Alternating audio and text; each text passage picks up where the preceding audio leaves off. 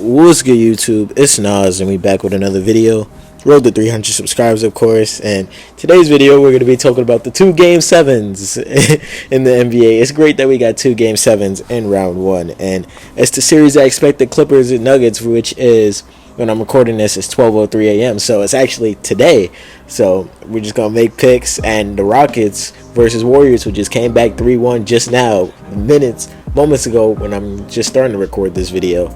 But both of these series, like, there's a difference, because Clippers Nuggets, I knew this was going 6 or 7, no doubt about it. They are too evenly matched. Like, I felt like in game 6, Norman Powell going off, that really helped the Clippers stay alive and them staying afloat against this Denver Nuggets team. And obviously Denver is doing the same thing. Like, if it wasn't for that game-winning dunk by Aaron Gordon, they would have probably lost this series. But we're not doing what ifs. And in the Rockets versus Warriors, the Rockets showed a lot of grit coming back in both of these, coming back in this series, because obviously you would think it was going to be over from obviously them being down 3-1 to Stephen Curry and Jimmy Butler. But this Warriors team, this Rockets team has a lot of fight in them, and that all started with their veteran and Fred VanVleet. And I could be the first person to say that I doubted Fred VanVleet 100%. Like, I didn't think he was that good, I guess, but he's completely proved me wrong in these playoffs. Ever since Game 5, they can't seem to miss a three-pointer in the clutch. Like, it seems like every time the Warriors go on a run, Fred VanVleet shuts that up and hits a three. So how are the Warriors? I don't know. But obviously the Warriors still have Stephen Curry, so anything could happen at that moment in time. Like, I don't know. But getting into the game tomorrow, like, who steps up for the Clippers? Like, is Norman Powell going to step up in Denver, like, again? Like, because they're going to need that option to step up tomorrow if they want to beat the Nuggets. They obviously seen this Nuggets team the last 6 games, so you know how they play, you know their styles. It's just up to you to try to match it and try to obviously win this game. Like, obviously the Nuggets, they're going to need Russell Westbrook to step off the bench to give them some type of production, because we all know Russell Westbrook at this point.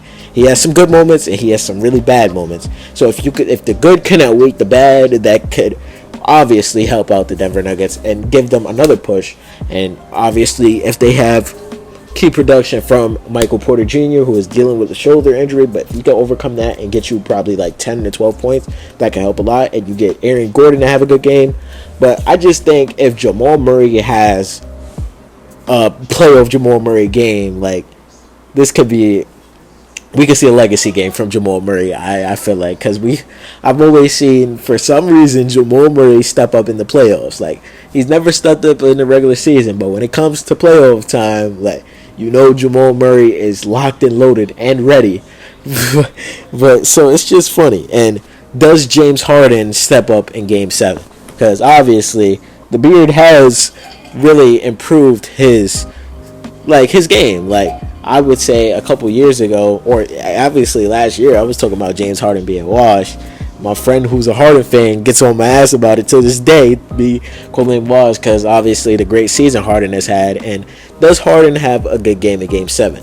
I feel like we haven't had a signature Harden playoff game since, and God knows how long. And Game 1 was, yes, a good Harden game, but if we can see a legacy Harden game, that would be tough. And we all know Kawhi in Game 7. Like, Kawhi has been obviously one of the best playoff performers of all time.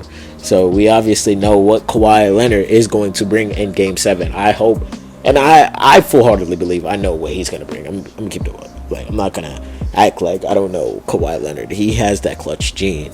But it goes against the two best players, Kawhi Leonard versus Jokic. Jokic is going to do what he does. He's going to have 20, 10, and 9, 20, 10, and 10. He's going to do what he has to do. But the others have to step up. And if the others obviously step up for either of these teams, it's just gonna be hell of a game. And I can't wait to watch how the ending goes, like how this ending starts. And I'm supposed to preview the Pacers Cavs game tomorrow, so there might be a double upload tomorrow when I upload not tomorrow, 2 days ago, and from 2 days from now, because obviously the next video probably coming out after this is what's next for the Clippers or the Nuggets video, whoever loses. But this series just feels like a conference finals. Like, these teams are so evenly matched, and it's crazy that the winner of this series gets to, it's not like they get a prize or not, they get to play a fully rested Oklahoma City Thunder team who's been the best team in the league. So when you look at it from that perspective, it doesn't look good. It seems like the Oklahoma City Thunder hasn't played since March, and I'm saying that because obviously the Grizzlies got swept in easily fashion. Like, I'm not gonna, we're just not gonna go there. But but at the same time, like, I feel like both of these teams could give a problem for the Oklahoma City Thunder. Maybe some people don't see it, but I see it. I'm definitely gonna preview that series whenever that series starts. But the Rockets versus Warriors, like, how did the Warriors regroup? They just lost 3 games in a row. I just feel like, I don't know. Like, I thought they were gonna close it out tonight, but obviously the Rockets were on their ass from start to finish. The Rockets were not going to let them win this game. They decided that from opening tip, they knew they was going back to Houston. Like, I saw a tweet where the Rockets Twitter posted Game 7 on Sunday right before the game even started 2 days ago. So it felt like the whole Rockets organization knew they was going back to Houston. There was no doubt about it. And they went out there and played like it. They knew that what they had to do, and they knew their mission. So obviously going into Game 7, they really feel like they have nothing to lose, because obviously they're a young team and they just came back down 3-1. And if they accomplish that against this, who they call let's just say an older team, like older and experienced, when people are calling them young, when people are calling them a young team and not ready for it, it's crazy. And it's crazy that we're probably going to see ESPN retract their statements calling the Warriors a top 5 title contender after choking a 3-1 lead. And the winner of this series gets to go against a rested Timberwolves team. So both of these Game 7s have a lot. Their next round are tough opponents. So I'm not gonna say that it's gonna be an easy round for any of these teams. But obviously, Game 7 is a basketball fans' favorite two words. Game 7, most exciting time. Hopefully we get good games, and hopefully we get close games down to the wire.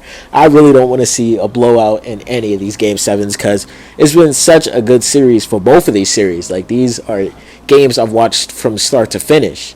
But let me know who y'all think steps up in these pivotal Game 7s in the next 2 days, and who y'all got calling now, Rockets or the Warriors, Clippers or the Nuggets. Let me know down below. Subscribe.